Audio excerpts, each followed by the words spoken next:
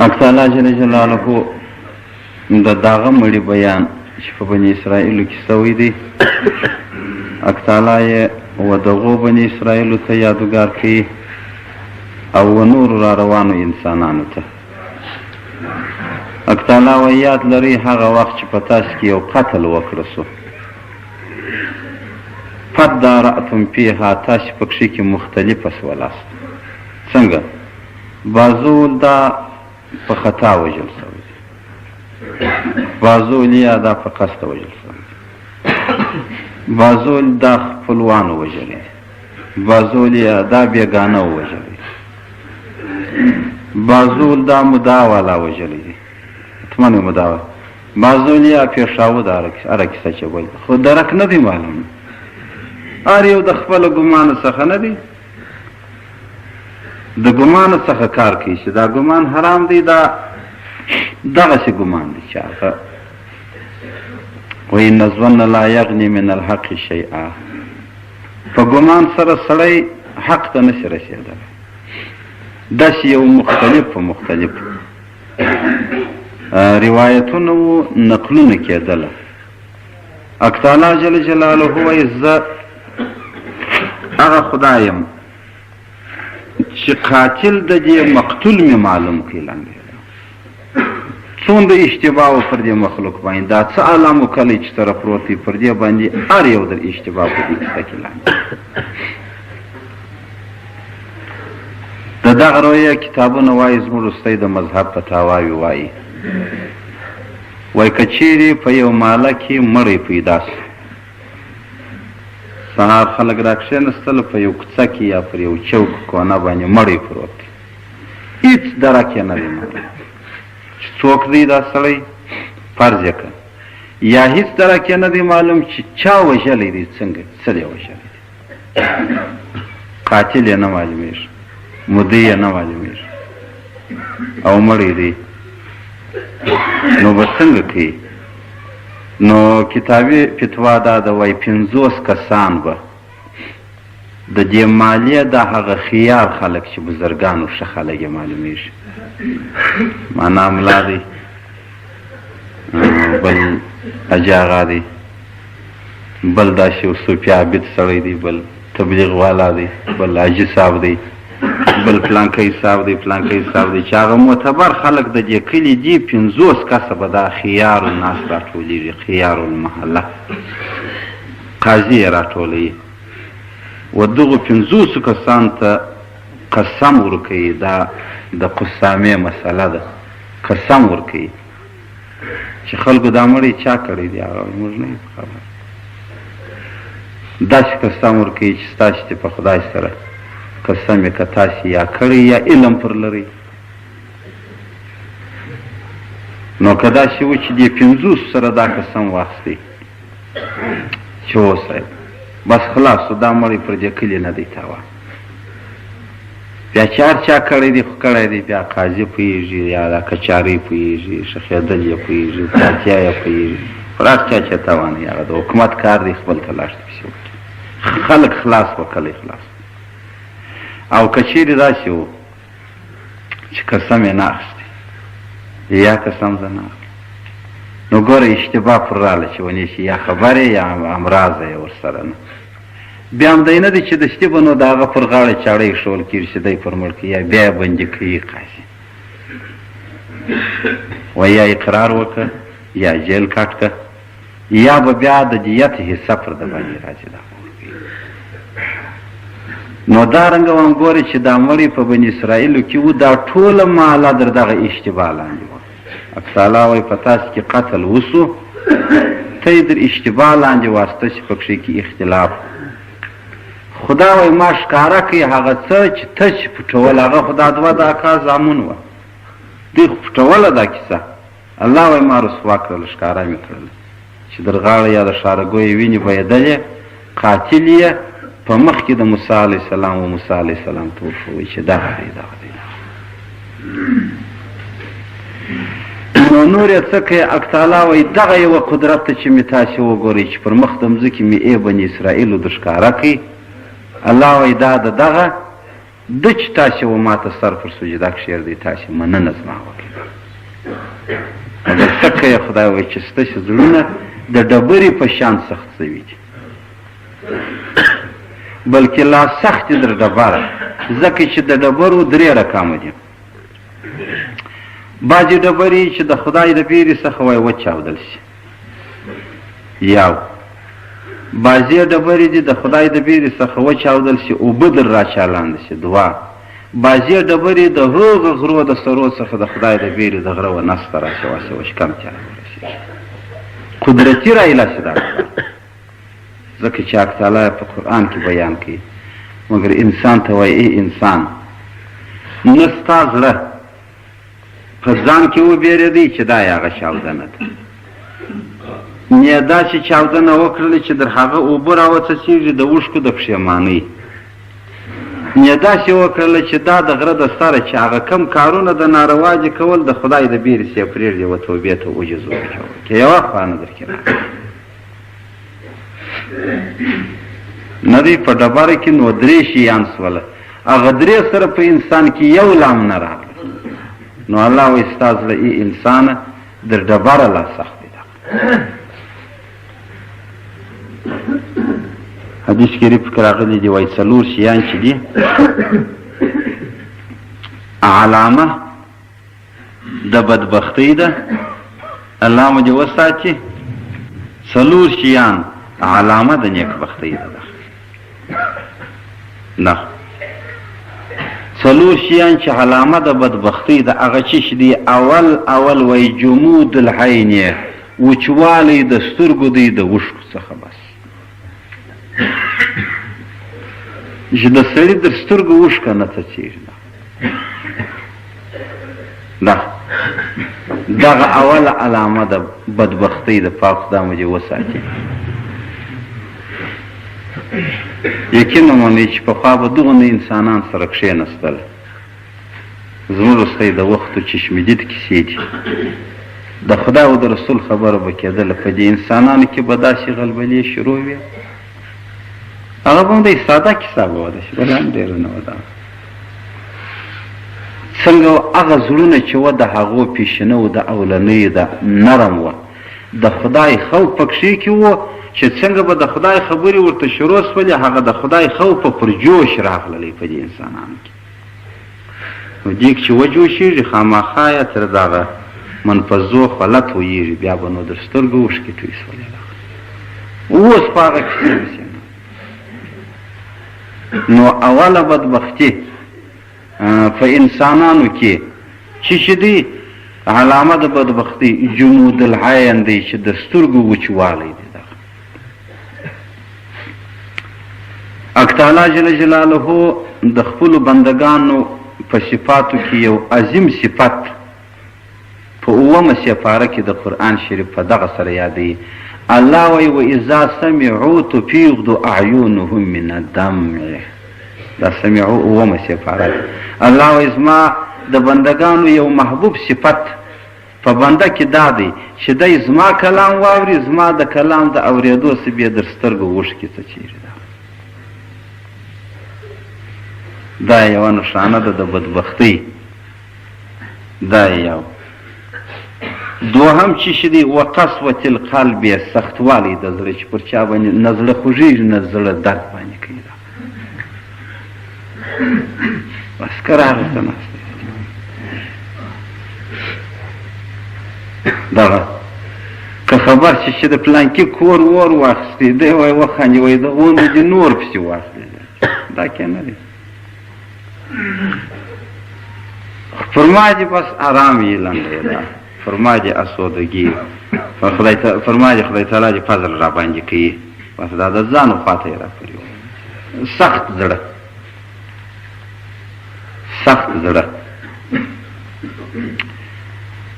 کتابي بیان دی وایي که چیرې زړه د انسان د خدایه وبېرېدی په زړه کې نرمي راغله په لاس کې په سترګو کې په خوله کې په غوږو کې په اډو کې په مغزو کې په پښو کې په پلو رګو کې په ټولو کې د خدای خوف چلیږي ټوله د ناروا څخه خود به خوده ساتل کېږي بیا که څوک یې که نه یې ځکه چې زړه رئیس د اعضاو دی مشر د اندامو دی چې کوم خیال په ده کې و هغه کومنده د یوه دولت ته ورکوي زړه خو پاچا دی د خپلو خیالاتو سره دی د دولت چلند کوي نو د ده په خیال کې که د الله جل جلاله خوف پروت و د ده په خیال کې د الله جل جلاله بندگی پرته وه د ده په خیال کې د الله جل جلاله د رضا تقوا پرته وه او د ده په خیال کې وسیله رحمي و نرمي پرته وه نو دی څه کوي همیشه دا رپورټ و د خپلو رایتو اندامو ته ورکوي لاس ته وایي پام کوه سترګو ته وایي هېڅ ګناه بیا یقین وکړي سړی نه شي پر جلاور کېدلی ځکه چې د خدایه بیرېږي او که زړه سخت سو لکه هغه رسول الله صلی الله علیه وسلم مبارک فرمایي وایي انسان دا زړه داسې تک سپین دی د انسان دا وار د واره لکه هغه واوره وایي یقین دغه اجر اسوده نه ده دا وار د واره چې دنیا ته راله وایي دا دغسې تکه سپینه وه لکه واوره د اجر اسوده دغسې وه خو وګورئ دا مثال د زړو د انسانانو الله جل جلاله ښکاره کوي وایي چې په هر ځای کې به یو ګناه وسوله پر دې اجر اسودې باندې به یو تور ټکی پیدا سو بل به پیدا سو بل به پیدا سو بل به پیدا سو نه دا وار د واره تکه سپینه وه لکه دغه کاغذ یا دغه د حجر الابیض د و سپینه ډبره وه دا اوس چې حجر اسوده بولي دا د ناموخې نار چې اورېدلي دي دا کېدل څو چې د دې عالم په ګناه سره دا د نوم یې اوس توره ډبره سوله دا ټوله په ګناه توره سوې ده نو یو حکمت وایي د دې دنیا ته راتلل مثال د دغه زړه د مسلمان دی چې الله وایي ستا زړه دغه ډول صفا ده حدیث شریف بیان کوي وایي انسان چې یوه ګناه وکړي رسول الله ویل پر دا زړه یو تور ټکی پیدا شي خال وشي ده بله ګناه وکړي بل خال وشي بله ګناه وکړي بل خال وشي څو چې دا زړه عبارت تک تور شي چې تور سو خیالات بدل شي خیالات بدل شي هغه بدل خیالات بیا د زړه څخه و اندامو ته راځي باره سترګې غوږونه خوله لاسونه پښې د دې څخه یقین بیا د بیابان یو چرموشان جوړ شي باران بیا دې نو نه په ظلم باندې نه دې په غلا باندې نه دې په خون باندې نه دې په سود باندې نه دې په غیبت باندې نه دې په درواغو باندې ټول شیان د سترګو څخه حیا ولاړه شي د غوږو څخه حیا ولاړه شي د خولې څخه حیا ولاړه شي د لاسو پښې څخه حیا ولاړه شي بیا هر څه چې پر لاس ورځي هغه کوي او هیڅ سپاک نه پکې ده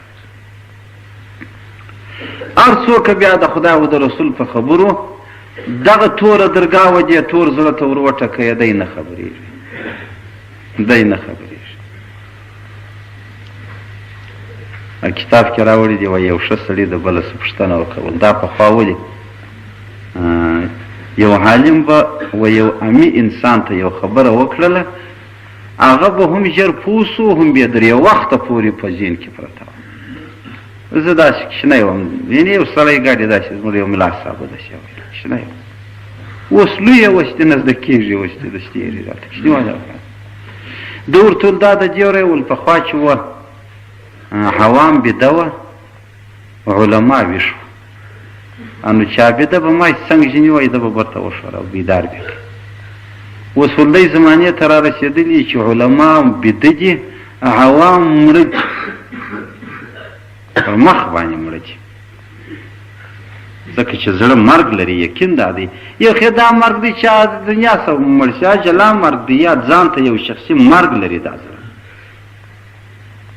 نو علما بیده ځکه وخت دا رالی عوام مړه دي نه دا مړ بیده راویښولی شي نه بیده دا مړ راویښولی شي پراته دي کار نشي کرنټ نشي سره ورکولی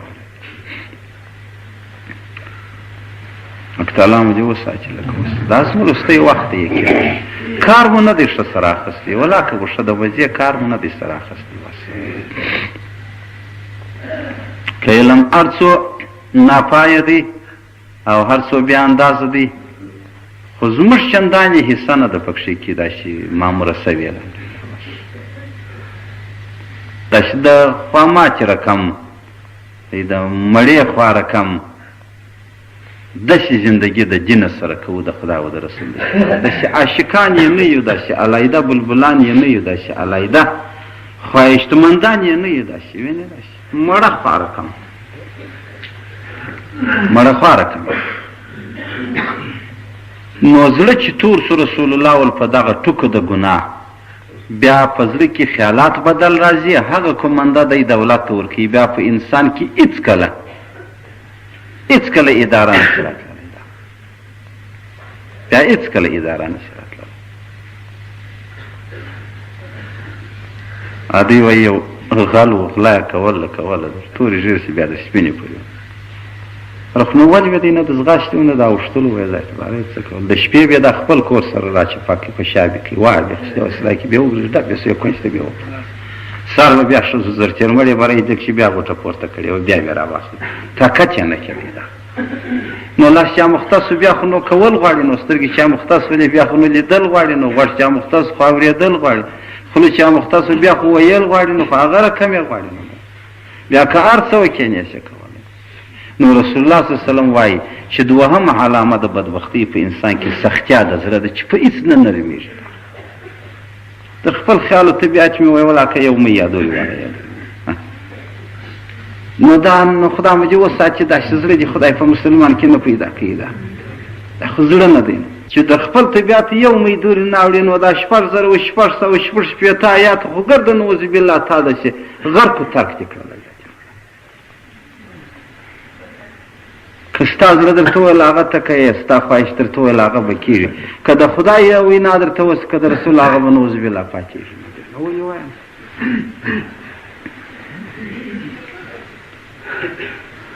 دریم شی د بدبختۍ طول العمل دی چې اوږد امید سړی و ځان ته کښېږدي بس اوږد امید مرګ یې و زړه ته نه لوېږي مرګ یې زړه ته نه لوېږي نه دی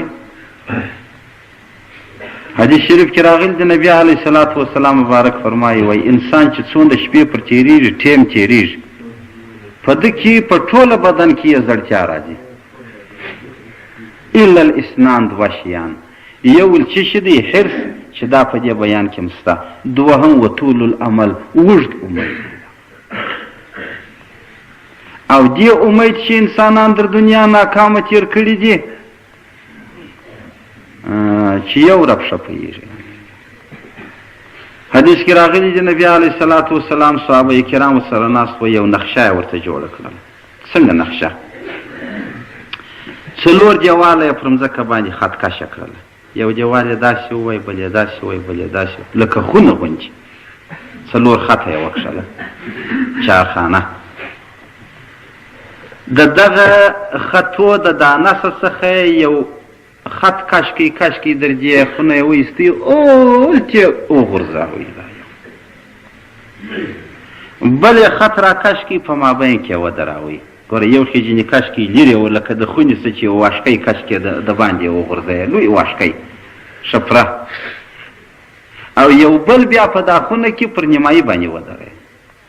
بیا یې د دې بغلو د دیوالو د خافتونه ورته را کشکه پاره صحابه کرامو ټول په دغه شکله پوهېږي دی ورته ویل ول دا کښنۍ په مابین کې د دې 4 خطو ویني ول دا انسان دی دا چارخانه خط ول پر ده راګرځېدلې لکه د خونې دیوالونه دا ویني ول دا یې اجل دی دا هغه مرګ چې موږ تاسې بولو داسې چارپیره پر راپروت دی دا شامار ول په دغه کې دننه دا کښنې ویني ول دا د مرګ ماسیوا دا نور افتونه دي چې انسان ته داسې منتظر ولاړ دی داخل نه دی خو د افتو په مابین کې دا دی لویېږي نو ول هغه اجل دی در دې ګردو افتو که خطا سو اجل ته ولاړ دی د اجله څه نشي کتلی ول دا اوږد ویني د لو اوږده تناوچه چې ولته پرته د ول دغه یې امید دی ګوره دی د اجل و دې خواته کریاب دی امید یې در اجل و آخواته لا د کلو دا پروت دی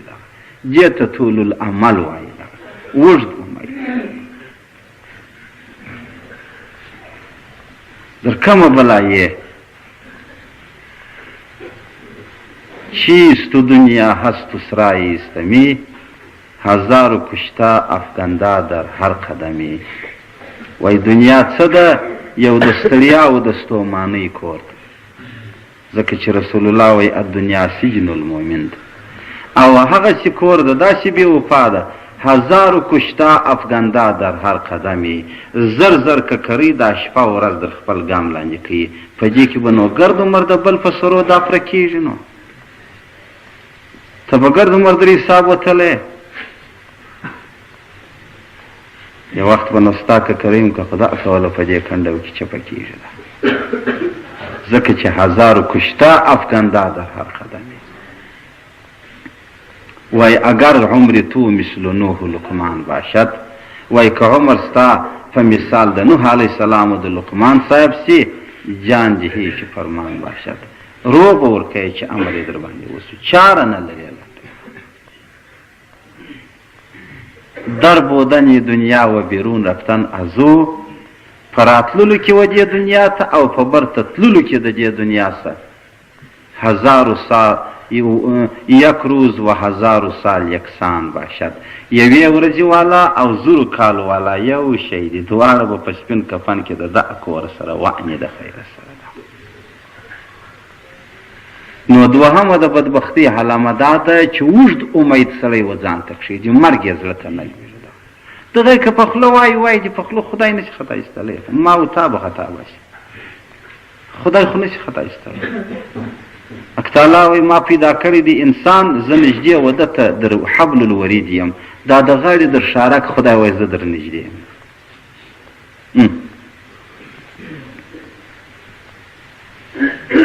څلورم شی د هغو شیانو څخه چې دی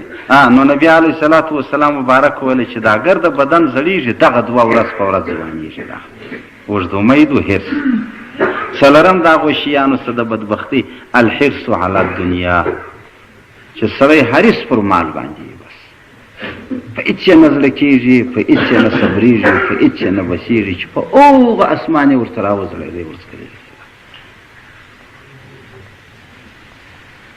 دا څلور علامې که په مسلمان کې وې، په بنده کې وې، دا څلور سره د حدیث د رویه علامې د بدبختۍ دي لنډه.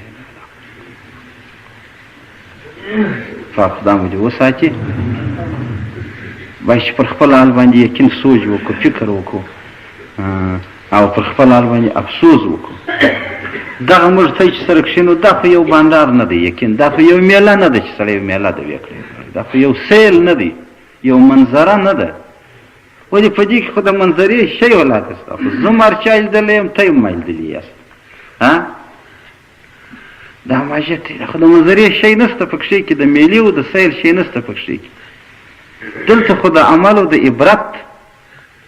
سوچ باید زموږ سره وي چې پاکه خدایه دا خو یې چې دي دا خو ګرده ولاکه پردی دي یا بېګانه دي، څه ناڅه خو موږ کې ولچستانه. یا نو موږ به څنګه کوو د خپله ځان سره؟ دوستي به کوو که به دښمني؟ دوستي خو نو دا ده چې ول دوستي هغه دی چې ودې ژړوي، چې خپل ځان دې پوه کړي، خبر دې کړي. دښمني د ځان سره دا ده نو چې ول ودې خندي چې سړی یې په کټ کټ تېر کړي چې ځان او موږ ژاړه نه لري. څلور علامې د بدبختۍ په مسلمان کې دا معنا. بل حدیث دی نبی علیه الصلاة والسلام مبارک وایي ولا تکسر الکلام بغیر ذکر الله. دا د حدیث عبارت دی، الفاظ دی. ول ای خلکو تاسې ډېرې خبرې مه کوئ بې له ذکره د خدای، چې که یې هغه ذکر وکړه. لکه زه چې اوس هر څو ګډ سم ثواب پکښې کې دی، ګناه نشته پکښې کې، ځکه چې د خدا او د رسول د قرآن او د تفسیر بیان دی. او سوا د دغه څه چې بیا ګډېږم ګناه ده، نه کې ولې رسول الله ول تاسې ډېرې خبرې مه کوئ، که مو کولې هغه به مو ذکر یې. ولې؟ فإن کثرة الکلام بغیر ذکر الله، ول ډېرې خبرې کول چې بې له ذکر د خدای قسوة للقلب، زړه سختوي. نو څه دي چې سخت یې کړي؟ نو سخت زړه خو لا ښه دی. پاره به په جنګ کې ژر نه خوږېږم که مې د چا سره جنګ ومانه. ښه دی چې سخت زړه یې نو رسول الله صلی الله علیه وسلم څه وایي ما وان ابعد الناس من الله القلب القاسي هغه ډیر لري لري د خدای څخه په ورځ د قیامت هغه سخت زړه والا دی نو اند تاوان پکې کې دی په ورځ د قیامت الله مو دې وساتي ډیر ډیر لري د خدای د رحمت څخه سخت زړه والا نو دغه کسړی په خوشاله شي سخت زړه خو نو شوی د تربوره سره به سړی ښه په جنګ کې تکړه وي ګریا خو د خدای سې بیا ډېر لرې کړی داسې لرې کړی چې تو خپل ژوند به سره ورهم کړي دا د شیشه سر دې خلاص د بیبي عایشې رضی الله تعالی عنها څخه بیان دی د نبی علیه الصلاة والسلام صفیقی روایت یا دا مبارکه کی وای رسول الله ویل چې ای خلکو 3 دفتره په ورځ د قیامت ته انسان په مخ کې غوړیږي 3 دفتره الدواوین 3 دیوان یغفره الله ودیوان لا یغفره الله ودیوان لا یترکه الله یو دفتر دی چې خدای بخښه کوي یو دفتر دی چې پاک خدای نه بخښي یو دفتر دی په ورځ د قیامت چې الله جل جلاله یې نه پرېږدي د هغه پوښتنه وباس خاص کوي ګورې 3 شی سوله یو شی دی امید د بخښلو یسته یو شی دی نا امید د خبره چې نه بخښل کېږي بس بخښه نشته او یو شی دی چې خدای نه پرېږدي د سوال څخه سوال یې اتمن الله جل جلاله وکړي هغه دفتر چې خدای نه پرېږدي نه بخښي هغه چې شدي فالشرک بالله هغه شرک دی چې سړی پر شرک او پر کفر باندې مړ سو الله مو دې وساتي دا کتی نه پاتېږي د دې د بخښ امکان نشته که پیغمبران په شفاعت کې ودرېږي که رسولان ودرېږي خدای نه وربخښي بس نه شفاعت کوي چې پر کفر باندې مړ سو د هغه کار خلاص دا معنا ځکه چې حق تعالی وایي ومن یشرک بالله فقد حبط عمله بس څوک چې په ما سره شرک کوي الله وایي د هغه عمل برباد یا بس هېڅ یې نه دي راوړي فالتو تللی و دنیا ته فالتو سړی دی را دا یو او الله وایي چې انه من یشرک بالله فقد حرم الله علیه الجنه څوک چې شرک په خدای سره وکړي خدای وایي حرام دی پر هغه باندې جنت و مأواه النار ځای وورځېده شک و شبهه په دې کې نشته د ژوندي کافر امکان د بخښي شته چې پښیمانه شي توبهګاره شي بېزاره شي او چې پر کفر مړ سو دا ختم شو دا دفتر په ده او اما الجوان الذي يغفره الله هغه دفتر چې امید د بخښي است هغه چې فظلم العبد نفسه فيما بينه وبين الله هغه پرېږدي چې ستا او د خدای په مابین کې سوي دي سره ده نه دی ستا او د خدای په مابین کې سوي دي تا ته خپل ځان معلوم دی هر چا ته خپله انداره پرته ده بس څه پرېږدي کړي دي د خدای سره که و خدای ته پښیمانه سي و خدای ته عاجزه سي الله وایي وعده کړې ده چې زه بخښم د دغه روی رسول الله صلی الله علیه وسلم وایي چې التائب من الذنب کمن لا ذنب له لا صغیرة مع الاصرار ولا کبیرة مع الاستغفار نشي ګناه پاتېدلی د استغفار غوښتلو سره بخښئ غواړه الله یې بخښي څه پرې چې ستاسو د خدای په حقوقو کې سوي دي لمونځونه به دې خامخا قضا کړي روژې به دې خامخا خوړلي و هغه خپلې جرمانې به ورکوې یعنې ګوره لمونځ قضا غواړي روژه هغه کفاره غواړي خو بیا هم د خدای دغه عبادت چې دې ضایع کړي الله جل جلاله ته چې ته عاجزي وکړې یو ګناه دې کړې ده خدای در بخښي دا دفتر هم را مخته کېږي مګر امید د مغفرت شته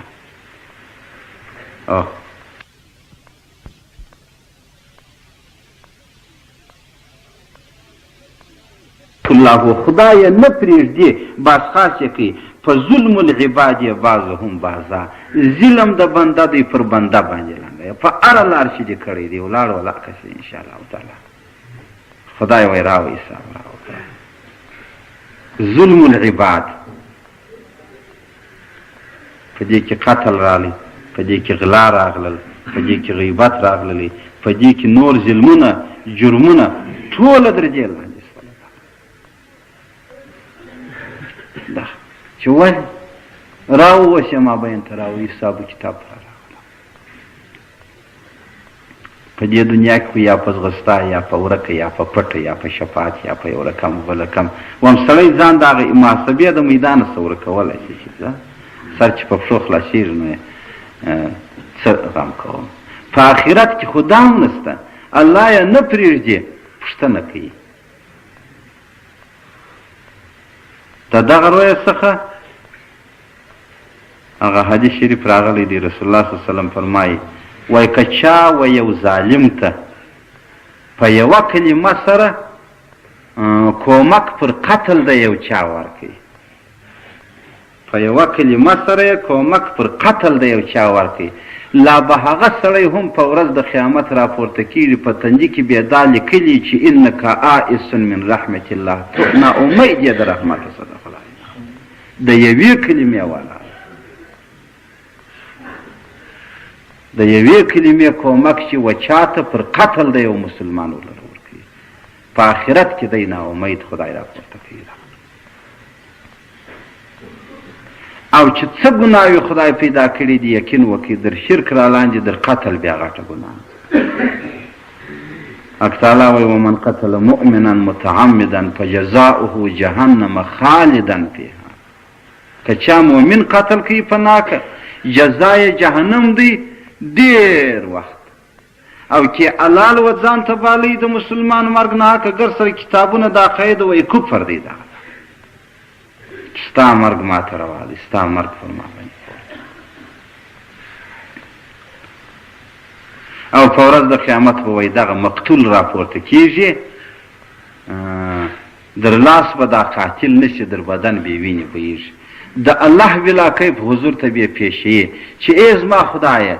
زه پر څه باندې ووژل شوم، ته پوښتنه د دا بنده څخه وکړه. الله جل جلاله به وایي په ډېره سخته او په ډېر غضب سره په ډېره غصه سره د دې قاتله څخه پوښتنه کوي چې ای ظالمه زما بنیان دې په دنیا کې ختم کړي، زما بنیان دې ونړاوه، ولې؟ نو حق تعالی مو دې وساتي د یوه قتل در جواب په خپله سړی وتاسي. خلک یې امیلونه په غاړه ځړوي.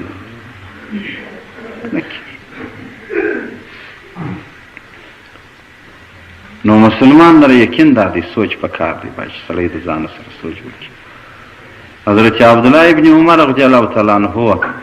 وایي را روان و د مکې مکرمې څخه پر آس باندې سپور یو پتک د اوبو ورڅخه و. نو بیا څنګه چې دی راغللی پر یو ایدره باندې په لار کې یو ایدره وه، دا ایدرې څخه دی وایي یو انسان راپورته سو د یو قبر څخه، یو نړېدلی قبر و د دې څخه راپورته سو، تک تور مخ یې دی، تک تور بدن یې دی. نو غږ یې را باندې وکړي ولې یو څه اوبه راکړه، ډېر تږی په دا لاس یې دی وایي زنځیر ځړېدی، دا صحابي وایي زه په سترګو وینم داسې په ویښ خوب موب نه دی دا. نو ما اس ورته تکیه کړي چې دا څنګه کیسه ده، بالا چې زه اوس دا پښه کښته کوم د دې ریکې به څخه یو پتک و یو اوبه ورته برابروم، دا زنځیر دی کش شو هلته په قبر کې دننه، پر ما باندې غږ وسول مه ورکوه اوبه. یا خدایه دا کیسه بالا بعد هغې څخه زه په خپل کار لګیا یم، زه اوبه ورکوم نو څه دي؟ هغه وایي مې ورکوه، هغه وایي راکړه، نو زه ورکوم. بالا دا زنځیر کشیږي، د قبر خواته زورونه وال کېږي، دی زما خواته زورونه وال. اخر که ګورم یو بل انسان د دې قبر سره راووتی، دا زنځیر یې پر دا لاس پیچي پیچي یو غمچنه ورڅخه ده چې څنګه یې دا سړی په هو واهی، دی وایي دا مځکې ټولې اور ورسره واخیستې، دا مځکې شاوخوا لکه پټرول چې وپاشي ولګي تر تو یې سره مسول د دا یوې غمچنې څخه. نو بعد هغې څخه زه بیا څه ده سوی یم چپه سوی یم. یو زمانه بعد چې را فرصت شو چې مې کتلی ایده راته آس ولاړ دی زه پروت یم. نو بیا مې بس ډېر زړه زوب او پریشانه سوم، پر آس باندې راسپور سوم،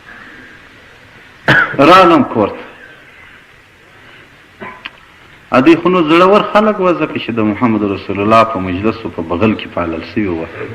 بس که موږ ته یې په اول جد د دې سړي متبه ده، پر دوم زاره چاو دې عباره وي. یا راغلل کور ته راغلل د شپې صلات حاجت وکړي، صلات حاجت یې وکړي. دی وایي ما و الله جل جلاله ته خواست وکړي چې زما خدایه کومه واقعه چې ما پر مخ د مځکې ولیدل په ویښو چې په ما په خوب ووینم. دی وایي خوب مې لیدی، هغه انسان و هغه انسان دواړه په دوزخ کې دی، هغه زنځیر دی، هغه سړی دی، هغه رنګ دی، هغه کیسه ده. بیا مې د دا یوه څه پوښتنه وکړه، ما ورته ویل دا څوک دی، څه ګناه یې کړې ده چې په دومره لوی جیل او په دومره لوی جرم کې لګیا دی؟ هغه راته وویله ول زه ملایکه یم، دغه بنده دی چې د جرم پوښتنه کوي. ما ورته وویل ول جرم یې دا و چې یو وخت دی پر لارې تېرېدی، یو مظلوم انسان ظالم چپه کړی و، و ده ته دا مظلوم ورنارې که چې وروره مسلمانه ده دی ورته وکتله جنې تېر سو، د هغه مظلوم غور یې نه وکړي، الله ول دغه تا ترین چې ور وغورځوي. نو پاک خدا مو دې وساتي چې په خپله سړی ظالم وي. اکتالا وی ولا ترکنو الی الذین ظلموا فتمسکم النار. نه دی دا آیات دی، میلان مکوه د ظالم و خواته، مه درېږه پر پله د ظالم باندې، مه وایه پر خوا د ظالم باندې. الله وی فتمسکم النار، اور به دې ورسره وڅټي، تا به ورسره وڅټي. دی مکو ښامار په لکۍ بازۍ مکوه، خورې دې تېروي دي. او دا حدیث هم دی، رسول الله ول که چیرې په مشرق کې مرخاته کې یو چا ظلم کاوی، په مغرب کې یو څوک خبر و هغه په خوشحاله و چې پلانکی یې وژل، نه به یې وژل، ښه د دې سم خلاص ډېر ډېر. لا به په ورځ د قیامت دغه په صف کې د هغه راپورته کوي. دا صفه حدیث دی، تا دې لیدلی ګر سره نه یې، مګر چې په ظلم یې خوشحاله یې یقین وکړه، په ورځ د قیامت د دغه حدیث در وایي. لا به په ټولۍ کې د دغه ظالمانو راپورته کوي. داسې سره ګډه وډه کیسه ده، داسې په خدای لکه اورېښم چې سړی سره چپه کړي، باره یې درک نه معلومېږي چې سر یې کمه دی، پای یې کمه دی، میان یې کمه دی، خو یو غروړه ده پرته ده. بس دا زموږ وروستۍ زندګي دغه ډول یو د ورېښمو غروړه جنې جوړه شوې ده. د هرې خوا چې راواخلې ورته اریان شي چې اوس یې څنګه کوي. نو قتل ماضي شی نه دی، د دې بس خاص الله جل جلاله کوي. هغه چې دی ظلم د بازو پر بازو باندې دی، دا خدای لري، خدای بس خاص کوي. هغه حدیث کې راغلی دی رسول الله صلی الله علیه وسلم الناس عیال الله، والانسانان د خدای عیال دی، قابلا کیف د خدای مخلوق دی. څوک چې د خدای د عیال سره شکی الله پر هغه باندې رحم کوي. څوک چې د خدای د عیال بلا کیف یعنی د مخلوق سره بد کوي، الله پر هغه باندې غضب کوي، قهر کوي. نو پاک خدا مو دې وساتي، الله دې توفیق د نیکۍ راله راکړي. ترجمه به وکړو. بسم الله الرحمن الرحیم. نو زه خدای د طالبانو پر طرز مخته یم، دلته په دې خطه کې بعض ویل چې موږ ته تورې و ترجمه وکړه چې موږ یې زده کړو. بسم الله الرحمن الرحیم. و اذ معنا هغه وخت، اذ هغه وخت خدای وایي قتلتم چې تاسې مړ کړئ، قتل و مرګ ته وایي. اذ وخت سو، قتل مرګ سو. و اذ هغه وخت قتلتم چې ته یې مړ کړئ، نفسا یو نفس، یو بدن. چا مړ کړي؟ هغه دوه کسانو مړ کړي، نو نسبت یې خدای ودی ته کوي. نو بل څوک د بیابانه نه دی راغلی، نه یو شي خوړلی دی، نو چې مار مړ کړي یا لیوه مړ کړي، خو دوی مړ کړي. نو الله وایي پس د دې مرګه بیا فدارأتم تاسې مختلفه سولاست فیها په دغه مرګ کې ده. هغه ما درته ویل چې اختلاف داسې چاول په کسته دی، چاول په خطا دی، چاول بېګانه وژلی، چاول خپل وژلی دی، نه چاول څنګه وژلی دا اختلاف دی.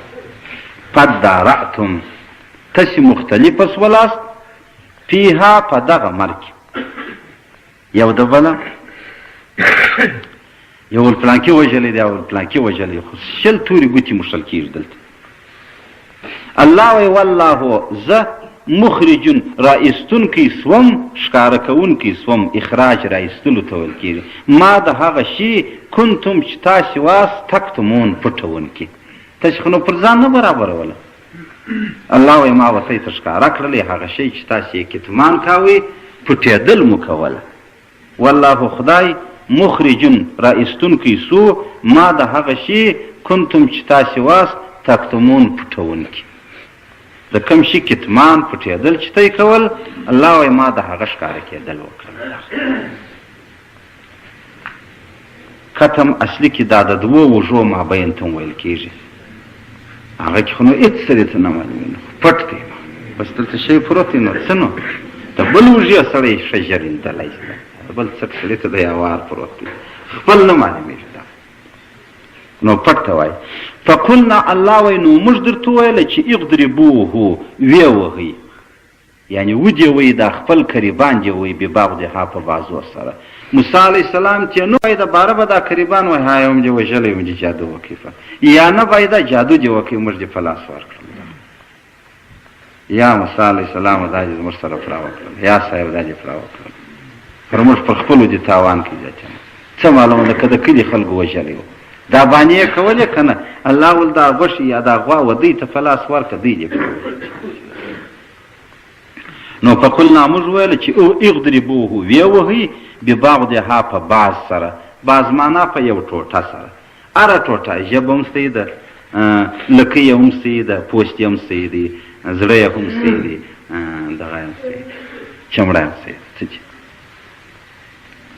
کذالک الله وایي دا مې د دې دپاره وکړله، کذالک دارنګه یحیی الله الموتی. خدای وایي زه داسې بې اسبابو مړي ژوندي کوم. اسباب نه غواړي دا، که اسباب وایي نو خو وایي چې په ژوندي نو ژوندی سوی وایي. ولې ما درته وویله که ستی پایدې چې د ژوندي و د ژوندي څه ژوندی جوړېدای شي. ده هلې د مور د پلار څه اولاد پیدا شي، د مړه د ژوندي څخه ژوندی جوړېدای شي، لکه عیسی علیه السلام د مریم څه یا حوا نه د آدم علیه السلام.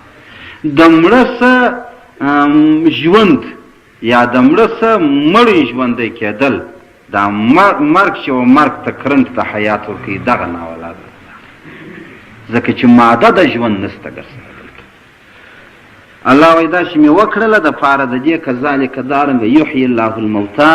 خدای وایي زه را ژوندي کومه مړي، دا چې تا ته معلومه شي چې په قیامت هم خدای داسې بې اسبابه بې مور و بې پلاره بې له واویستو دغه مړه را ژوندي کولی شي. خدای څه فرق دی دا؟ او ویوریکم ته یې ته ښکاره کېدل کوي الله آیاته خپلې نښانې د قدرت، لعلکم دپاره د دې چې تاسې تتقون تعقلون سوچ کوونکي سئ. الله وایي دا نښانې ورته ته د ښکاره کوم د دې دپاره چې سوچ وکړي، فکر نو وکړي. بې سوچ او بې فکر خو نو فایده نه کوي، نو چې سړی سوچ وکړي دا معنا ده. نو دغه کارنامه یا دغه نښانه د قدرت الهي چې و دوی ته وسوله، په سترګو یې ولیدله، په زرو زرو انسانان راټول وویلدله. دا اوس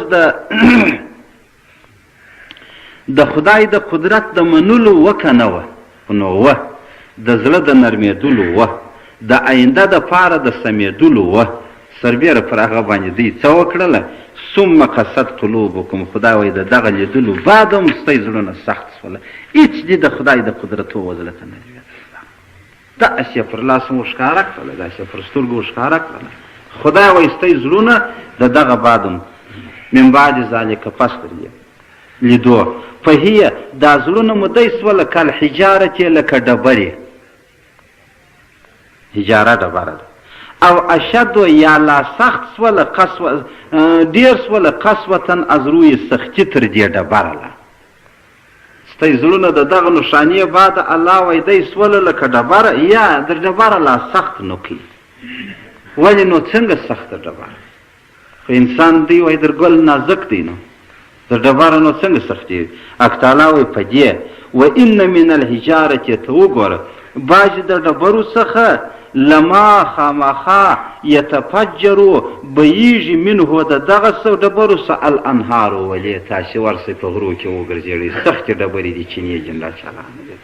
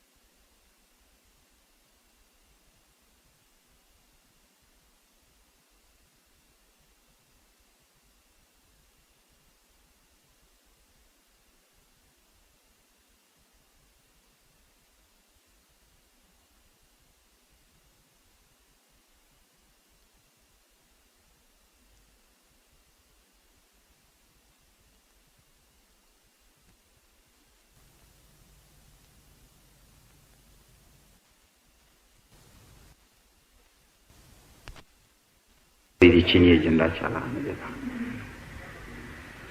دغه د من خشیت الله د الله د ویرې څخه پیښه ده دغه ګورې و ان په تحقیق سره من الحجاره چې د ډبرو څخه لخامخا ما هغه سته یتفجرو چې بهیږي منه د دغه ډبر څخه الانهار ولې ځینې بهیږي یو حدیث کې راغلی د نبي علیه الصلاة والسلام مبارک را روان دی ډېر تږي شول باره یو صحابي ټول ته ورشه پر د غره مې سلام وایه که په تا کې چینې سته راویښئ چې موږ تږي د رسول الله د دی معجزې نه وې ده موږ ډېر تږي په تکان مو وچ دا صحابي ورغلی باره یې ورته وویل محمد رسول الله سلام در باندې وایي وایي که په تا کې اوبه شته موږ ډېر تږي او اودسونه نه لرو دغه راوښیه د دې غره د خوا اواز ورته وسو باره یې ورته ویله پر محمد رسول الله مې سلام وایه و هغه وخت چې الله جل جلاله دغه آیات کریم د لوح محفوظ پر مخ باندې ولیکي چې یا ایها الناس اتقوا چې ای انسانانو الله وایي ځان وساتئ د هغه اوره څخه وقودها الناس والحجاره چې بلیږي په انسانانو په ډبرو سره د هغه بعد څخه مې دوغنده ژړلي دي زما په ذات خدای قسم دی که یو څاڅکې راکې پاته شوی ګورئ دا دی نه دی چې ناولده خبره ده په کتابو کې د حدیثو شته دا غره دا دی د خدای د بیرې څخه ژړلي دي لما یتفجر منه الانهار دی ولې ځینې بهیږي ده بیا رسول الله صلی الله علیه وسلم پر دې فوج راوکړي ویل ستاسې څه په یو پته کې یو غړپ شته که نه شته یوه د یوه کتل ویل صاحب زما په پته کې دا دې غړپ شته رسول الله ویل رایه هغه شی راوړ باره یې پر دې پتک باندې دا یو اسباب و عالم چې ښکاره کول داسې لاس پر کېښوی در دغه ګوتو د رسول الله اوبه چالانه شول وای په دغه کې ګورئ د موسی علیه السلام څخه چې امت اوبه وغوښتلې تی ته تېره شوله کوم په یاد د ډبره واله په لکړه دوله شینې د رسول الله صلی الله علیه وسلم در دغه ګوتو چالانه شول پتکان بدنۍ اودسونه کتغونه کټوي دیګونه ایا دي ادب دي حیوانان په وبېدل چې ګرده فوج فرش باره نبي علیه السلام څنګه سول خلاص ول الله چې ځینې پورته کړي چې ویې کتل پتک دی هغه یو چړنګی پکې ښکاره پتک نه و ډک داسې معجزې رسول الله صلی الله علیه وسلم پر دنیا او صحابه کرامو ته و دنیا ته ښکاره کړي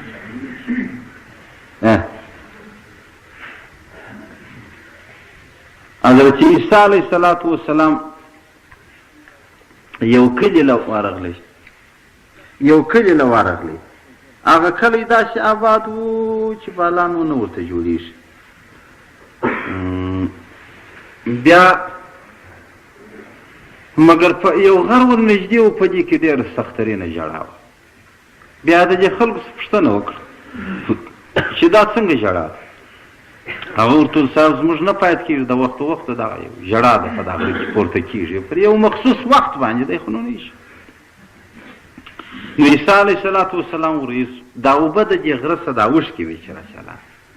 ملکونه په آباد ارغنداو دی چې ورغلی صاحب مانه باره د الله جل جلاله څخه خواست وکړي ویل الهي ته په دې غره کې قدرت ته خبر وکړي چې زما سره وکړي دا غر وایي داسې ښایسته و دا څه ښایستې ډبرې چې وې دا نقشې دا په دې کې پرتې وې کفار پر وروستیو قرار وې دا ښایسته و نقشې ځینې وړلې بوتان به ځینې جوړول داسې یو په دنیا کې یو ښایسته یو سونا غر ولنډه دا پیدا و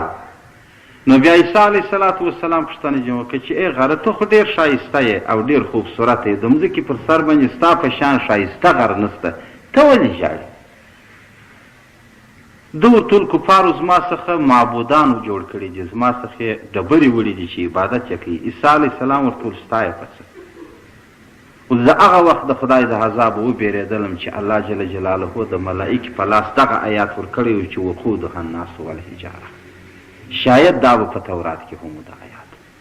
ځکه دا قصه د عیسی علیه السلام د نو در قرآن در نزول د مخه پېښه ده او شرک و بدپرستي و کفر په ټولو صحیفو په ټولو کتابو کې د اوله څه بیا در ازاله پورې حرام دی ناجایز دی نه دی چې دا شرک نو یو وخت روا و بیا ناروا شي یا شراب روا و بیا ناروا شو هغه دونه کار نه دی دا شرک د نس شی دی مګر پاتې سو کفر چې دی هغه په هېڅ وخت کې نه دی حلال شوی او هېڅ وخت نه دی روا شوی نو حق تعالی وایي دې ته وګورئ چې د ډبرو سلادا دی ولي وان په تحقیق سره منها بعضې د دې ډبرو څخه څنګه له خامخا ما هغه ډول دي یشققو چې وچاودل شي فیخرجو منه الماء فقط اوبه در راوځي یو کوچنی چینه جوړ شي هغه خو انهار و هغه د رودونه وبیول وان په تحقیق سره منها بعضې د دې ډبرو څخه له خامخا ما هغه ډول دي یحبطو چې رایله شي د غره د سره څه د غره و نسته من خشیت الله د بیرې د خدای درې رقمه شوې که نه وما الله بغافل عما تعملون نه دی الله ناخبره د عمله څه د بندګان بنده ته وایي ای بنده نه ستا در سترګو سیلاب راغللی نه ستا در سترګو چې نه راغلله نه د دې خپل عادته څه د دې غره د سره څخه د غره و نسته رالي چې توبه دې وکړي او خدای ته دې پښیمانه چې ده نو به د خدای ګیله ولې زموږ څخه نه یې نو حق تعالی دې توفیق مو تاسو او نور مسلمانانو ته راکړي الله دې د عمل توفیق راکړي دا مولوي صاحب نو شاید ته ویلي زه خو لا نه وم راغلی پر دې میز باندې دا د خپلې مدرسې اسناد او دا چټۍ ایښې ده الحمدلله رب العالمین صدق الله العلي العظيم وصدق رسوله النبي الكريم تفسیر شریف بیان کوي چې دغه آیاتونه مبارکان په شان کې د هغه انسانانو د هغه علماو د یهودو نازله سوي دي چې هغه په هغه وخت کې علما دی و پوهان دی و سرپرستان د دې امت دی و څنګه کوله د پاره د خپلې تنخواه یا د خپلې ګزارې یا د خپل چلاو په تورات مبارک کې بیا کتله چې کوم صفات به د محمد رسول الله په شان کې وه هغه الهي منزل هغه بیا خرابول او د ځانه څخه بې لیکنې ورته کولې ده بیا به خلکو ته ښکاره کول او ښایسته کول چې دا خدای دغسې وایي نو عوام خلک چې هغه عوام وه په ورځ د قیامت به هم عوام خلک د ناپوهۍ په لحاظ سره د علماو ګریوان ته لاس وراچوي چې موږ ته دغو خلکو هیڅ نه دي ښوولي نه دي ویلي حق لري باندې او علما بیا هم حق پر عوامو لري داسې یو د بله وینې حقوق سره لري نو دا و چې حق تعالی جل جلاله په دغه نسبت سره د دوی زړونه مسخه کړله نو حق تعالی و رسول الله صلی وسلم ته وایي چې ستا به امید و دوی ته یې د ایمان راوړلو پر ما باندې مګر یا انیس راوړلی ځکه چې د دوی زړونه مسخه سوي دي الله مو دې وساتي سړی چې د خدای د دین سره د خدای د کتاب سره د خدای د خبرو سره ضد لري ټکر لري تضاد لري نو د هغه حق دا دی د هغه ګوت دا دی چې بیا به د انسان پر زړه او پر مغزو باندې قبضه اخلي بیا نو دا مسخه کېږي پسخه کېږي دا د عبدالله ابن مبارک صاحب څخه یو روایت دی وای اصلاح د امت چې ده هم په 5 کسانو سره کېږي فساد په امت کې هم د 5 کسانو سره پیښېږي دا معنا ده یوه ډله وایي علما ده یوه ډله د غزاتو د غازیانو ده یوه ډله د زاهدانو د عابدانو دا صوفیان چې موږ بولو، بله ډله د تجارانو ده، بله ډله د والیانو د امیرانو ده.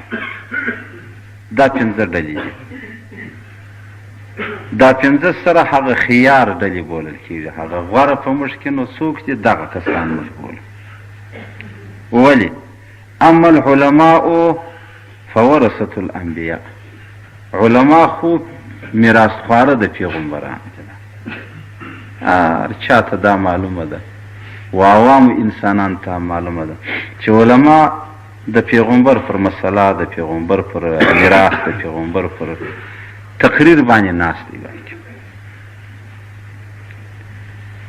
د دغه رویه حدیثو کې بیان راغلی دی ستاینه په شان کې د علماو، چې حدیث کې وایي که چا د علماو عزت کاوی رسول الله و لکه زما عزت چې وکړي، څوک چې زما عزت وکړي الله وایي لکه زما عزت چې وکړي. داسې یو سلسله ده وینه داسې. او زاهدان چې دي چې دا عابدان یې موږ تاسې بولو، دا صوفیان و بزرګان وایي دا عماد الارض د مځکې تنبیه دي. لا د مځکې لکه هغه خیمه چې وال سوي تناونه یې په جزیرکانو پورې ټینګي، دا تنبیه و تنیه د مځکې دي. او غزات غازیان چې دي جند الله، فوج د خدای دی، صفا د خدای ده، لشکر د خدای دی فی الارض په مځکه کې. ځکه چې دی د خدای پر دین باندې د خپل ځان او خپل وینه او خپل سر او هر څه قربانوي. دې ته د خدای صفا، د خدای سپایي، د خدای فوج ویل کېږي. او تجار چې دي امناء الله، امینان د الله دي، چې د دې امت لپاره یو امینه ډله پیدا کړې ده، واکې ورکړی دی چې د بیابانو څخه شیان راوړي پر دغو خلکو باندې په ګټه سره بیا خرڅوي. خدای دی ورته امین کړی دی چې یعنې داسې نو هم مه کوه چې یکایک یې پر ګټې، یکادو یې پر ګټې فرض کړه، او داسې مه کوه چې د بل دپاره یعنې وچلېږه لنډی فارسو چې دې هلته رانیولي په هغه یې راکړه دلته راکړه. داسې خو نه هم نه کېږي. په انصاف سره، په انصاف سره، ځکه چې دا امین د خدای د خوا ټاکل سوی و دغه امت ته دی. والولات مشران چې دي، واکمنان چې دي، په همر رعاتو ګوادی چوپانان و شپنیان د دې امت لپاره دي. ځکه رسول الله وایي کلکم راعی و کلکم مسئول عن رعیه. ګورې دا 5 پرس والعلما ورثة الانبیاء، زهاد عماد الارض د مځکې تنبیه و تنیه، غزات جند الله د خدای فوج سپایي، تجار امناء الله امینان د الله دې په مځکه کې، والولات په همر رعات چوپانان و شپنیان د دې امت لپاره دي چې ټاکلي دي. چې ګوره چې یو چرمرمش یې در څه ونه خوري، ګوره چې د یخ او د ګرمۍ څه در څه هلاک نه شي، ګوره چې د لوږې او د تنجې څه در څه برباد نه شي. دا رمه پروردګار د دې مشرانو په د قدرت او په اقتدار او په تصرف کې ولره ورکړې ده. ښه دا 5 ډلې خو ډېرې ښې ډلې دي. نو څنګه؟ نو فاذا کان العالم للدین واضعا وللمال رافعا. عبدالله ابن مبارک صاحب وایي که عالم د دین غزارونکی او د دین پایماله کېدونکی وګرځېدی، الله مو دې وساتي، وللمال رافعا د مال پورته کېدونکی وګرځېدی چې پیسه ګټل کېږي په هره لار چې ګټل کېږي. ګورې چې دین په دنیا خرڅوي یا دین د دنیا دپاره پایه ګرځوي، چې پر دې به پښه کښېږدم هغه غیران ته به مې لاس ور ورسېږي. دا دعا نه دی. او یا د دین تبدیل و تغییر دپاره د یو لحاظ د یو چا کوي چې دا خو بیا یو وخت کار جنې اخیستلی سم انشاءالله، یا د بې خرڅۍ په وخت کې یا د بد خرڅۍ په وخت کې کار جنې اخیستی سم. نو دین لره واضح سو، خدا مو دې وساتي دین یې کمبله کوي، اوار یې کوي، دی پر ګرځي د دې دپاره چې ګټه د مال پر وکي لنډی ده. نو دی وایي فبمن یقتدی الجاهل همې به نو په چا پسې اقتدا وکړي لنډی هغه رهبر د دې لارې د پیغمبر دی و د چې خپل هدف و خپل مقصد جلا نشان ورته کښېښوي نو خو د دې خلکو سې ځان بیل کړي یا د علیحده نشان دی ولي یې نو ګوره چې کله به بیا پورته کړي نو دا عوام به اقتدا په چا پسې کوي نو ګورې اصلاح د دې امت چې د هم په اصلاح پورې د علماو اړه لري فساد د دې امت یقین هم په فساد د دې علماو اړه لري علما د بني اسرائیلو چې فساد جوړ کړي امت یې ټوله پر فساد واړوي پاک خدای دې وساتي چې د دوی د دغه قلم رویه او د دغه مالو پیسې د پاره دا تمام یهود کفار در دنیا تیر کړل او بالکل ولاړ دغه لوی ضرر او خطر یې د خپلو عوامو ته ور ورسوي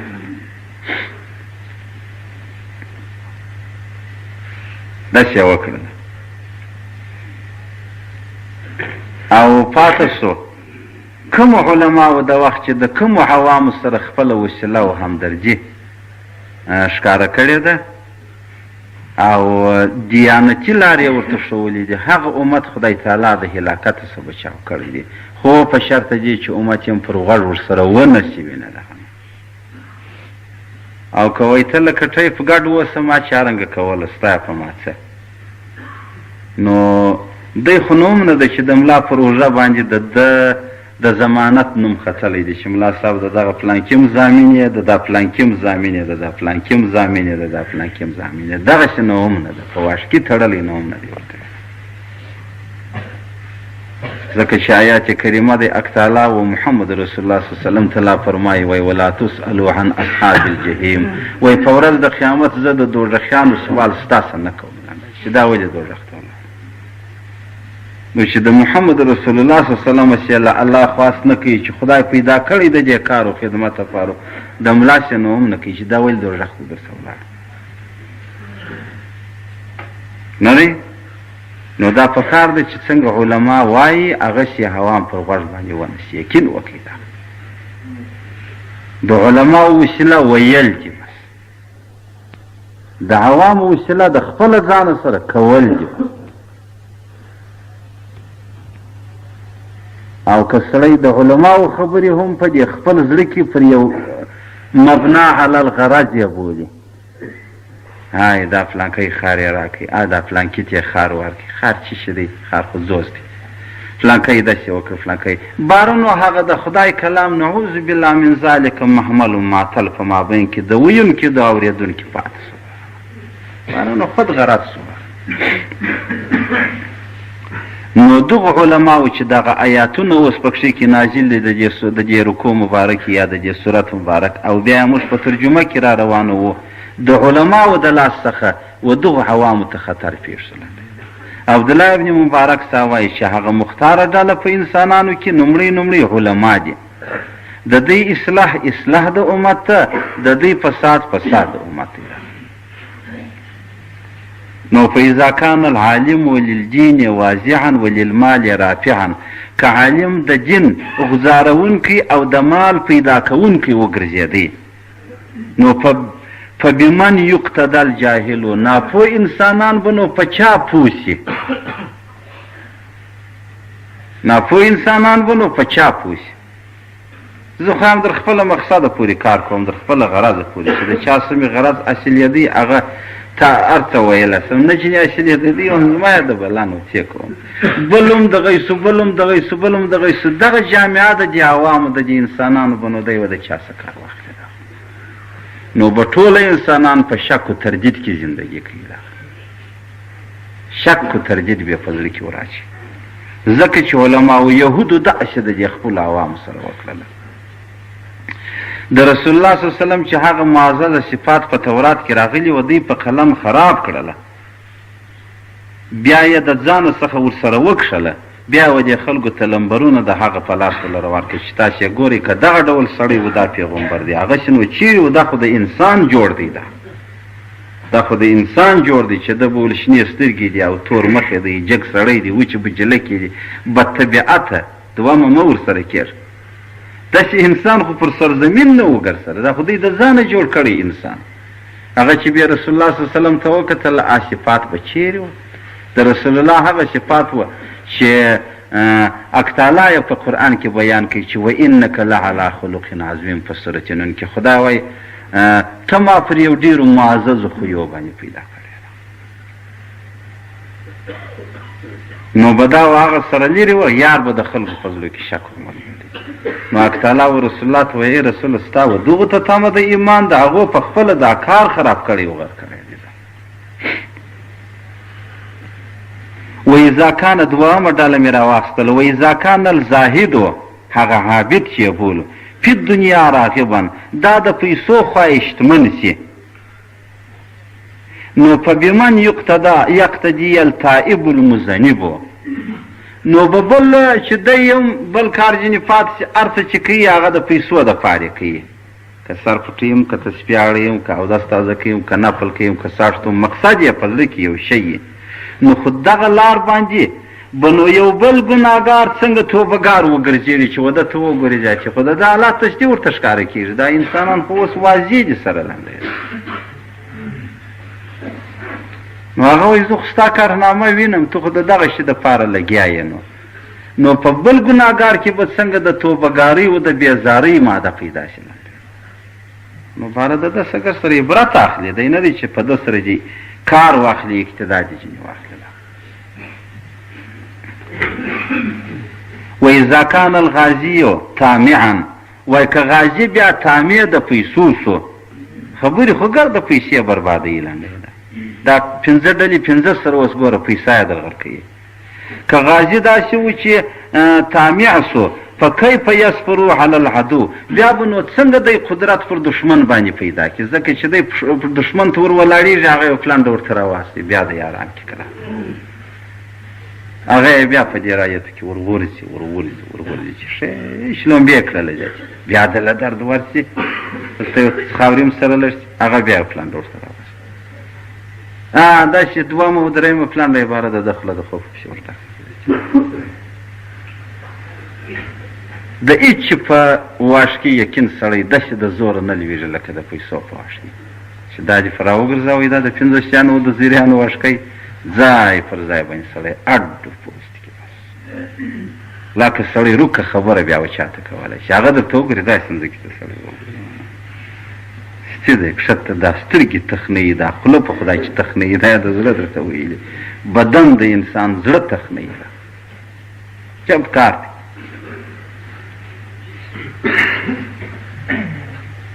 هغه به غلطه خبره درته راخشتي چې کار یې در باندې کړی وای څنګه یې بولې دی کښته ورته ګوري بس وایي و دا و یې نه خلاصېږي بالا پسې ورته اوږدوي چې بې و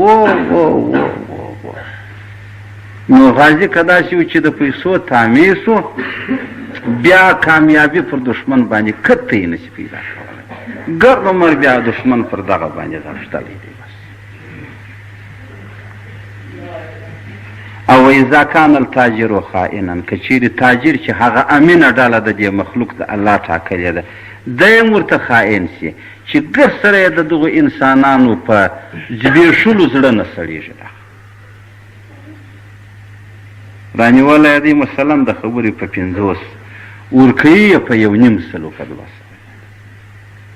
اختر چې وایي نو کې نرخ لا پورته که پسې دغه یې وخت دی څو در څو به نو پسې ځي نو فمن یحصل الامانتو په چا سره به الله جل جلاله امانت په دې امت کې حاصل کړي چې هغه د امن ډله و هغه یې دغه ډول سوله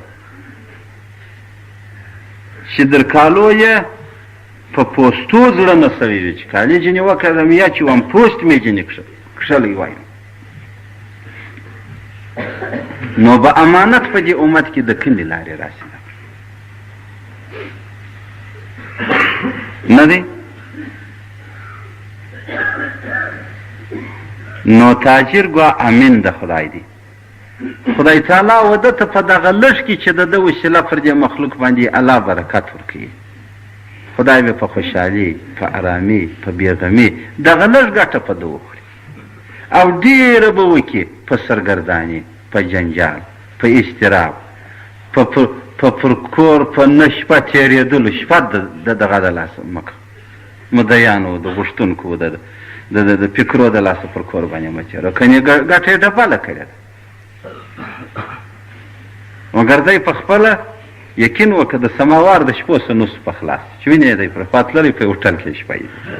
خدای تعالی دا د مځکې مخ ورته وویل نو د دې ګټې څه فایده ورسېدله او اذا کان الراعي ذئبا چې هغه خدای ورته چوپان کړی دی هغه په خپله ورته چرمټ سي نو فکیف یحصل الرعایة بیا به نو څنګه د دې رعایتو زندګي ارامه تېره شي نو بل شپانه نه خو چا شپانه و هغه دغه دی دغه هغه حدیث کې راغلی دی رسول الله صلی الله علیه وسلم ویل ول ظلم د امیرانو ظلم د مشرانو ول تاثیر کوي په الزرع والغدرع فمزکه په غولانځ کې حیا دي د غولانځو شیدې به ول وچیږي د مځکې برکات کښتونه به ختمیږي دغه نومړی تاثیر دی د ظلمو انسانانو چې واک په لاس حیا دي د زنانو د جګر شیدې ختمې شي د حیوانانو د غولانځې شیدې ختمې شي او په زرع کې او درع غولانځ ته وایي زرع و کښت ته وایي په کښتو کې بې فایدې یي بې حاصله یي بې برکته یي بې خونده یي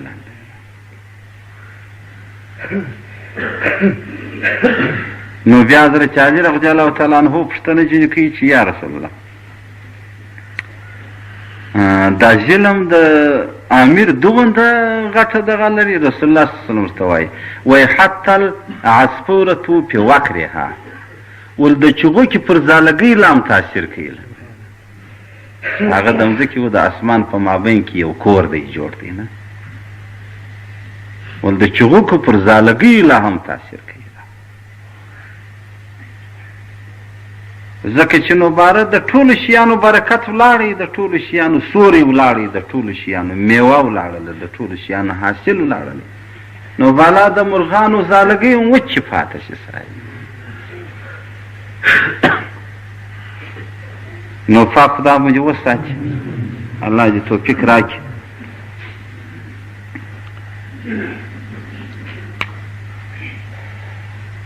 دغه د علماو د یهودو کارنامه و باشدی پر دنیا باندې وکړله الله جل جلاله دوی په داسې نومو سره یاد کړله چې هغه نومونه یقین وکړي د کونو قیردة خاشعین په نامه سره دي الله مو دې وساتي دي خپل حوام غر کړله برباد یې کړله او په یو بل حدیث شریف کې راغلی چې نبی علیه الصلاة والسلام مبارک فرمایي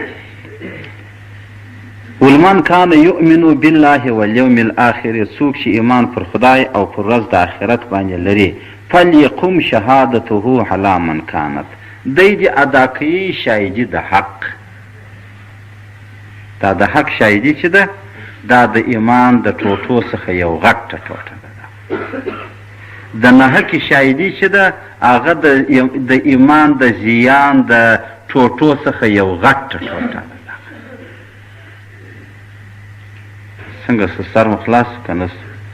د حق شاهدي چې ده د حدیث دروي د ایمان د ټوټو څخه یو غټه ټوټه ده د نهکې شاهدي چې ده د ایمان د تاوان د ایمان د زوال د ایمان د زیان د ټوټو څخه یو غټه ټوټه ده لکه څنګه چې په نورو شیانو ایمان د سړي څخه ځي یوه ټوټه د هغو د زوال د ټوټو څخه دا د نهکې شاهدي ده چې سړی ادا کوي در شرک را لاندې په آیات کریمه کې د نهکې شاهدۍ دومه یاده شوې ده خدای تعالی موږ وساتي ډېر کوښښ وکړو د عزیزګلوۍ دپاره د یو لحاظ دپاره د یو مراعت دپاره د هر شي دپاره چې ادا کوي د نهکې شاهدۍ د ایمان د زوال د ټوټو څخه یو غټه ټوټه ده سړی دې ډېر احتیاط کوي. حدیث کې راغلی دی وایي په ورځ د قیامت به دا د نهکې شهیدۍ والا پر پلي صراط باندې ودرېږي داسې بې څنډې الله به سخت سوال و جواب ځینې کوي. دا یو. دوهم ومن کان یؤمن بالله والیوم الاخر څوک چې ایمان پر خدای او پر ورځ د آخرت لري فلا یجحدو نه دې منکره کېږي حقا د هغه حق څه هو علیه چې د بل پر باندې دی. د ایمان د ټوټو څخه یوه ټوټه دغه ده چې سړی د بل په حق قایل بلکل په زړه کې هم مني په خوله یې مني چې راباندې د یوې څه نیولې بیا در سلو و در زرو و در لکه و در کروړو پورې دا به منې بیا ځکه چې پرون په هغه حدیث کې تېره سوله چې ول یو دفتر دی چې خدای یې نه پرېږدي سوال یې کوي د هغه څخه یو دغه حق دی. کتاب داسې راوړي وایي په ورځ د قیامت به الله جل جلاله فیصله پر جنتیانو د جنت پر دوزخیانو به د دوزخ وکړي. یوه ډله د انسانانو به پر دې میدان باندې پاتې او په تکلیف کې به وي ډېر سخت. بیا به د الله بلاکۍ په څه پوښتنه وکړي چې ای خدایه خو څوک جنت ته ولاړه څوک ته موږ څه کوو؟ اکته الله جل جلاله وایي زه ستاسو سره هېڅ کار نه لرم ستاسو پر جمع باندې د خلکو حقوق باندې دي هغه پوهېږي ته یې پوهېږي کوم دوزخ ته هستئ کوم جنت ته هستئ. ځکه چې دا حق الحب دی د بنده حق دی نو الله جل جلاله ورته وایي د هغه کار دی کې در بخښي جنت ته به مو کې در څه غواړي نو دوزخ ته به مو نو چې خدای لا نعوذ بالله من ذلک نعوذ بالله من ذلک اختیار او واک ځان ته نه راوړي نږدې ته نو چیرې دومره زورور سولی چې داسې په پسلنډو په پلنډو یې کوې اخر نو ورته کښېنې وانې لرم یا وغورځېږې وایي لا دا راکستو ولې غورځې اوس که وغورځېږې په آخرت خو به در ګردو د مخه ته راووځې ولې خو ډېر امید کېږي چې ګرځېدلی یم اول دې راباسي و میدان ته دې رسوا کوي وایي راووسې هلته به څه کوې دغسې خو نو نه ده. نو رسول الله ویل که د چا ایمان پر خدای او پر ورځ د آخرت بروسه یې پر ورځ د آخرت باندې دی دې څه کوي نه دې منکره کېږي پر حق باندې چې هغه پر ده باندې دی. اوس به منکره شي قسم به واخلې پروا نه کوي وبې خورې شهیدان به در باندې راولي شهیدان ته به خوش کوه کې چې زه تا پېژنم د تغذو چې پر ما ته نکي شهیدي ده ښه دې پسې وابېخې صحیح ده مګر بیا به څه کوي خدای ته به څه وایي خدای خو دې غواړي خدای خو دې ور غواړي نو ستا ایمان دی نو ایمان خو دا ته نه وایي چې هسې در غوږ تېر کړه در وږه یې تېر کړه یا ایمان خو نو تصدیق بولل کېږي ایمان خو نو اقرار بولل کېږي ایمان خو نو دا مخ ته را روان یقین بولل کېږي چې دا به دې یقیني بروسه به دې ته لکه پر دغه اسمان چې دې یقین دی چې اسمان دی پر دې مځکه دې یقین دی چې مځکه ده پر دې ورځ دې یقین دی چې دا ورځ ده پر شپه دې یقین دی چې دا شپه ده دارنګه به دې د آخرت پر وجود باندې یقین یې دارنګه به دې د خدا پر حساب و کتاب باندې یقین یې ده نو مه منکره کېږي نو دې څه وکړي نو دې کوښښ وکړي ولیؤدیه فورا که قدرت درلودی دستي دې ورکړي دستي دې ورکړي بس ورک او ولا یلجئه نه دې مجبوره کوي الی سلطان و خصومة و کچاری سلطان معنا یعنې کچاری وکړي سلطان پاچا بولي چې عرض سره کوي الی سلطان و کچاری ته و خصومة و دعوې و پیشۍ ته لاندې پیشۍ در سره کوي آخر باره دواړه د پوره سره بېزاره شي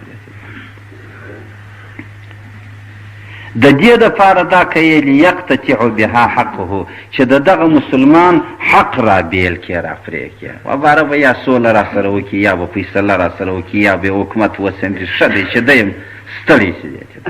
او در کړی یې پور دی بدي یې نه ده در سره کړې ده دغه شان یې مه کوه دا د ایمان د حصو څخه یو غټه حصه ده چې په مسلمان کې پرته وي بس د بل په حق هغه رحمان بابا وایي الله بلا به وکړي لور وزوی به په ماړه کې د مولا جواب به څه کړي خو غورځېدل یې در یوه ځای او در بله ځای خو دې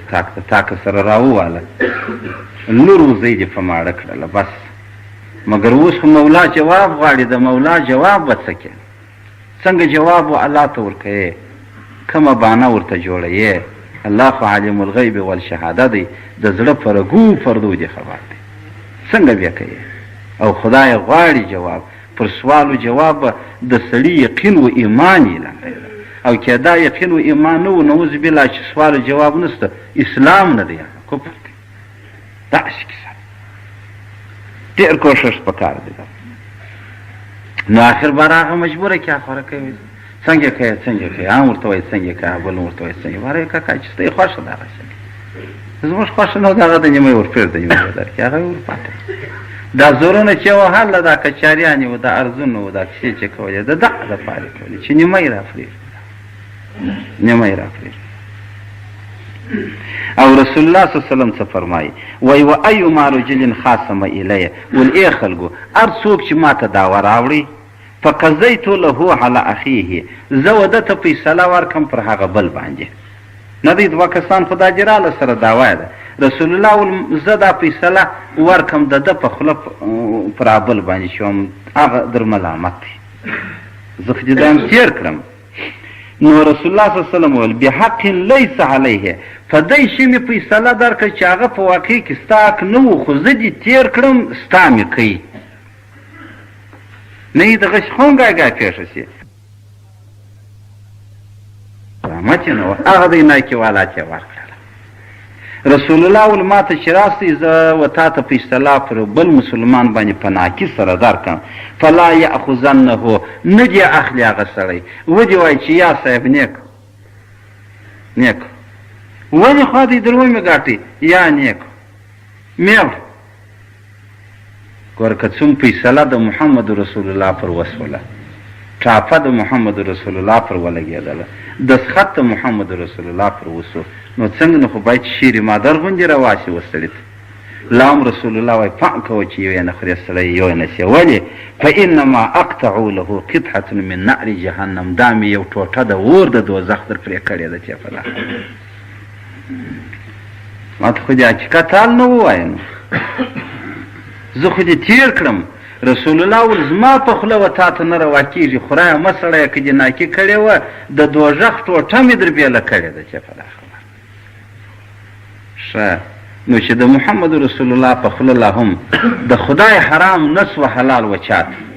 نو د یو ملا په خوله به چیري چې تی یار په خوله کې لکه د ژاولې ژونې داسې ورته واړې بیا داسې ورته واړې اصلي سر نه ور معلومه یې نه سر وخلاصوې هغه نو باره ووایي وایي نو بس ستا بالا نو دا خبره پسې غوټه کې چې ما ته پلانکي ملا مسله راکړه او پلانکي ملا مسله راکړه پلانکي ملا چې تی په دغه نه شرمېږي چې دا در هره ځایه رسوې و ملا یې نو بیا په دغه ولې شرمېږي چې نه مې ده ورکړې کاکا خلاص نه مې ده ورکړې ما نه ده ورکړې زه ولې شرمېږم تا اک نه وویل و هغه اقرار و اک ځای ته دې ځان نه ورساوي د خپلې ګټې په نسبت غږېدل یم او ګټه دې وکړله نبي علیه السلام و هغه سړي ته وایي وایي ګټه دې وکړله مګر خو نو د چا دې وکړه د دوزخ ګټه دې وکړله د جنت ګټه دې نه ده کړې د حق ګټه دې نه ده کړې نو د دغه رویه څه په مسلمان کې دا سوچ پکار دی چې د ځان سره دی دا سوچ وکړي چې دا د دې ځای ګټه زما دپاره ګټه ده او که د آخرت دپاره لوی تاوان دی که د دې ځای تاوان مې لږ تاوان دی د آخرت ګټه چې په وکړم هغه غټه ده نو حق تعالی دې توفیق راکړي څه ناڅه ترجمانو کې ډېره ده د رکوع بیا ورسوو بسم الله الرحمن الرحیم حق تعالی جل جلاله و رسول الله صلی الله علیه وسلم ته خطاب کوي سره د ملګرو ځکه چې رسول الله ډېر سخت حریص و پر دعا و حق ته او پر قبول د ایمان د دی بسم الله الرحمن الرحیم حق تعالی وایي افتطمعون ایا تاسې تمه لرئ افتطمعون ایا تاسې تمه لرئ ای رسوله او سره د خپلو اتباعو چې صحابه دي ان د دې یؤمنو لکم چې دغه یهود یا علما د دوی به یؤمنو ایمان راوي لکم تی لره یعنې ستاسې سره به یو جم مسلمانان سي یو رقم مسلمانان بسي یو رقمه بسۍ سره دا ستا تمه ده ورته چې دی به هم ستا د صحابو واروسي انشاءالله سر به مو خلاصېږي په ترجمه اکتالا وایي افتطمعون آیا تاسې تمه لرئ امید لرئ اندجې یؤمنو چې مؤمنان دي سي لکم یعنې معکم سره د تی لکه تی چې یاست د غش دي سي او سره د دې چې وقت په تحقیق سره کانه و فریقون ډلې منهم د دوی څخه یحرفون یسمعون چې اورېدی بیا کلام الله د خدای خبرې پر کوی تور د موسی علیه السلام سره دی واورېدلې په هغه کې یې چنې د شروع کې د موسی علیه السلام سره ولې یاد غشې نه درته ویل ما واورېدل داسې درته ویل خدای تعالی وایي دا د هغه شرموښانو اولادات ستا و دوی ته تمه د ایمان ده په تش دعوت سره په تش بلنه سره اکتالی وایي وقد کان و فریقون ډله منهم د دوی څخه یسمعون چې اورېدی بیا کلام الله خبرې د خدای ثم پس تر دغه اورېدو بیا یحرفونه تغیرول یې تبدیلول تحریف ولې کجروي ته ویل کېږي چې پر حقه لار نه ځي کور ولاړ شي من بعد ما عقلوه الله وایي پس تر هغه چې د دوی به هم ښه سر په خلاص شو ښه بیا وسط ته ورسېدلې د دغه بعده بیا هم پر کږه لار روان وهم یعلمون دوی به هم په ځان پوهېدل چې موږ غلطه اخیستې ده مګر پر ټینګ نو خدای وایي چې هغو مشرانو یې داسې کارنامې دنیا ته راویستلې چې د خدای خبرې بیا واورېدلې زړه ته بیا ورسېدلې غوږ ته بیا ورسېدلې د ځان په ناکي به هم پوهېدی بیا به هم پر ناکه ولاړ دا بیا چیرې دلته راغله وإذا لقوا الذين وإذا هغه زمان لقو چې دوی به ملاقي سوله ملګري به سول الذین د هغه کسانو سره آمنو چې مؤمنان دي دغه یهود چې به د مؤمنانو سره ملګري سوله کښې به نستل قالو دوی به ویل ول آمنا موږ ایمان دا د منافقانو شانوم د دغو یهودو شانوم دا معنا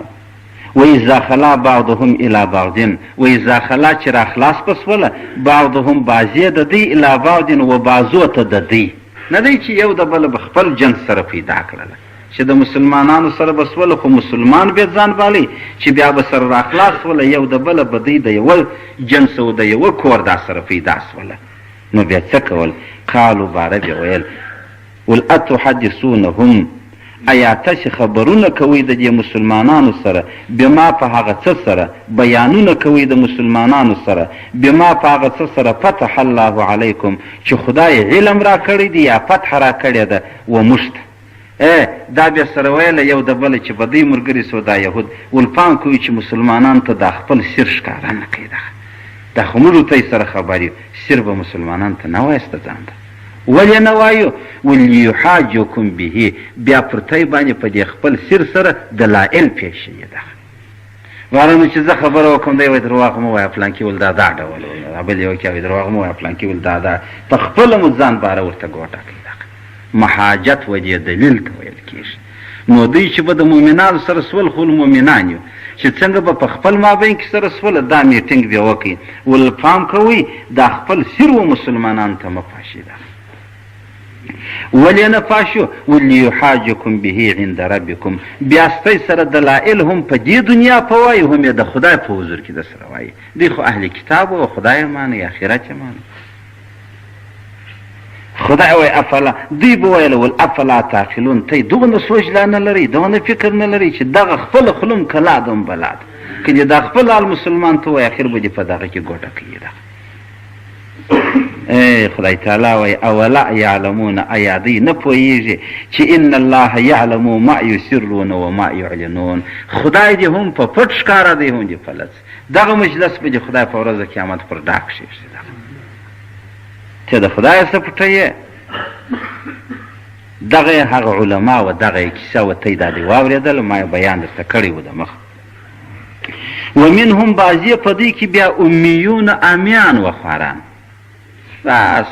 لکه سترګې چې ور وتړې هېڅ نه لیدلي نه کتلي لا یعلمون الکتاب چې دوی نه پوهېدله په دې کتاب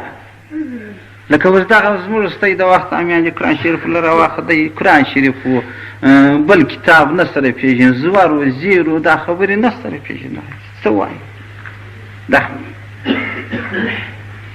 ملا ته لا یعنې اریانه اخیستې دا د کومې خواګر دی خبرې چیرې دي کومه دي ده شی نسته ده بعضې په دوی کې هم داسې امیان و چې په کتاب نه پوهېدله په تورات نه پوهېدل الا امانیه پوهېدل په دې خپل خواهشت باشه زړه بیا ورته ویل هغسې کول موږ ته خو هم دغه یو څه ناڅه خو چې هېڅ نه پوهېږو خپل زړه چې موږ راته وویله بس دغه صحیح ده بیا که یو وخت یو ملا یا یو څوک را باندې پېرې چې دا څه کوې دا خو ګناه لري څه کوې دا ګناه لري نیک وم بیا نه کوم کړی څنګه سو هغه کې نو بیا دی هم چېرته نه وایي چې هم بلا مه پسې ور یادوه داسې دا معنا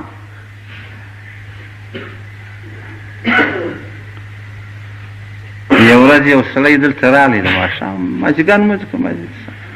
د بل رقم سړی و زما چې یو پوښتنه وکړله د زړه درته وایم ما نو در اوسه دی نه ویل دی وایي دا شی باره ما ورته دا خو ګناه لري دی ها څه وایه ها څه وایه یې څه اوس د زړه وایه هم ګناه لري ها څه وایه دوه ودرې باره ما ورته ویل که دی دی چې پسخند را وایي در ماجد تر اوسه دا ځای نه دی که ګپه را باندې کوې در ماجد ته باندې وکړه زه به درته ودرېږم ته خپل زړه را سوړ که ګډ او که مسله غواړې یا حکم غواړې دا دی بالا زه درته ولاړم داسې ناولاده ورته معلومېدله لکه ګر سره چې نو مال چیش دې پوښتې نو چې دی درته ناولاده یعنې داسې دوه و درې واره چې زه په خدای باره جینې وشرمېدم مګر د ده به شاید عادت دغه یو ګر سره عادت بیا ووینم مګر ما چې خوند نه کوي را ولې داسې دوه و درې واره سره ها څه وایه ها څه کوې ته اوس څه وایه داسې دی کولی مال کاکا ته